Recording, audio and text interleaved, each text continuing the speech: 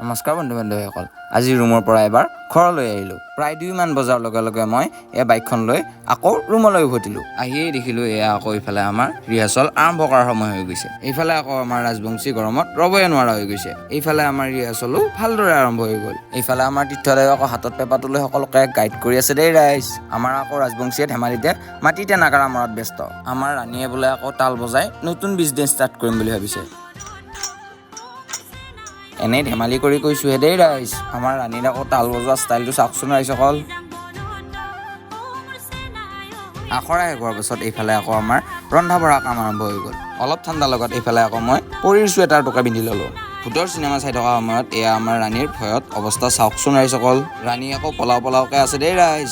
আমাৰ জানদীপক আকৌ ছোৱালী পাৰ্টীয়ে মেকআপ কৰি কি বনাই দিলে চাওকচোন ৰাইজ অকল। এইফালে আকৌ আমাৰ সকলোৱে ভাত খাবলৈ বহি গ'ল। এইফালে আকৌ কোনোবাই কাৰোবাক খুৱাই দিছে দেই ৰাইজ। আমাৰ বোলে তীৰ্থদাই আকৌ আপোনালোককো ভাত খুৱাই দিয়ে। ভিডিঅ'টো এইখিনি চোৱাৰ বাবে ধন্যবাদ।